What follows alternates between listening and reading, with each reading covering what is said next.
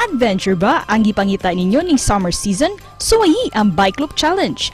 Makapasakit man sa tuhod ug lawas, makadehydrate o makaito man sa panit, apan ikaw malingaw gumikan sa kaanyag sa mga lugar nga inyo maadtuan. Mao kini ang lakip sa mga nasinati ni Ann Lanin Caposyon, kinsaw sa kanegosyante sa Cavite ug bike enthusiast ngunot siyang gibuhat nga Bike Loop Challenge sa Luzon kauban ang iyang mga higala. Sa 20 days challenge, ilang nalibot ang pipila ka mga probinsya ug syudad nga naglangkob sa Luzon area. Karong buntaga makig-adventure kita sa iyang mga kasinatian sa Bike Loop Challenge, dinhi lang sa GMA Regional TV Live. Karong buntaga maki-bike ride adventure kita kauban ang negosyante o bike enthusiast nga si Ann Caposyon. Mayong buntagan at welcome dito sa aming programa GMA Regional TV Live. Please greet your family and your friends and all our Kapuso viewers. Hello, maayong buntag sa inyong lahat, sa aking mga ka-bike dyan, Tommy Bikers, kila Joy, Doc, kila Sir Ozzy, kila Jassy, sa family ko, sa ate ko, sa ate Mara, sa pamangkin ko, sa mga kaibigan ko dyan na nanonood. Maayong buntag sa inyo. First of all, Ann, congratulations to you and your friends dahil sa nabuon yung bike loop sa halos entire Luzon. Pwede ba naming malaman kung ilang days at ilang kilometers ba yung ginawa ninyong bike loop? Bali, it takes po 20 days po yung naging po namin, yung bike ride po namin. Kasi usually po talaga, hindi lang po kami pumapadyak basta lang sa Arco. Usually po kami, nagsa-cycling po kami. So that's why umabot siya ng 20 days. And then, ang total po ng kilometers na is more than 1,500 plus po siya. So, total over na kilometers po. Bakit nyo ba ito napag-isipan with you and your friends? At kailan nyo ba ito ginawa, itong bike loop ninyo? Usually po talaga kami po ng mga kasama ko is usually naglo-long ride na po talaga kami. So, we decided na mag-North Luzon Loop po para just to inspire na rin po sa mga ka-bike po namin, mga kaibigan po namin. And nangyari po siya noong Christmas po, at the same time nung New Year.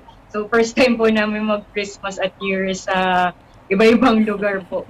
And how was the whole experience? Ano yung mga best moments and ano din yung mga struggles along the way?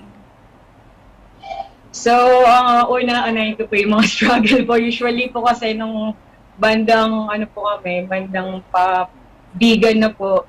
So, ang nangyayari po is yung mga kasama ko mga napaplatan po talaga. So, usually dapat po talaga may mga dala po tayo mga extra interiors. At the same time, yung total experience po namin talagang napakasaya po. Usually kasi napaka-warm welcome po yun ng mga tao na sumasalubong sa amin along the way po. And then, hospitable din po ng mga Pinoy po talaga, usually kasi mga natutuluyan namin. Sa ilang days ng bike loop challenge ninyo, ano ba ang mga ginawa ninyong preparations para dito?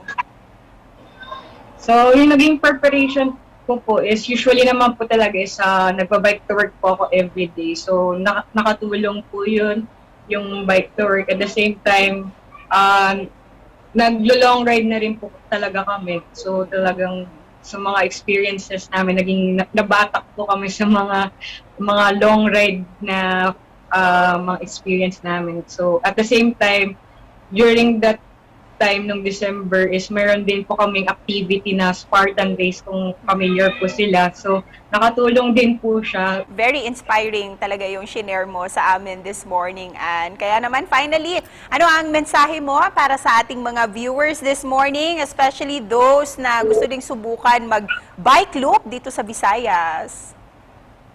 So yan po sa mga nanonood po, sa mga bago na gustong i-try yung biking. So, you must try it. Sobrang sarap niya gawin. At the same time, alam naman po natin, limitado lang yung buhay natin dito sa mundo. So, make the most out of it. So, try nyo na po kahit paunti-unti, kahit malapit lang muna hanggang sa palayo ng palayo kayo hanggang sa nalibot nyo na yung buong Visayas, hanggang sa doon pa nating na po kayo sa point na katulad ko, talagang gusto ko na pong libutin yung buong Pinas. Eh dito ba sa Visayas, saan mo gustong pumunta para mag-bike loop challenge ulit? Gusto ko po dyan sa Cebu po, mag-Cebu Divide bikepacking po at the same time.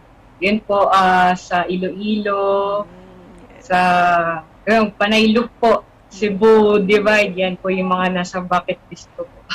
At we look forward to that, Anna. Sana matuloy ang plano mo. And thank you, Anne, for doing this interview. Daghang salamat. Daghang salamat din po sa inyo.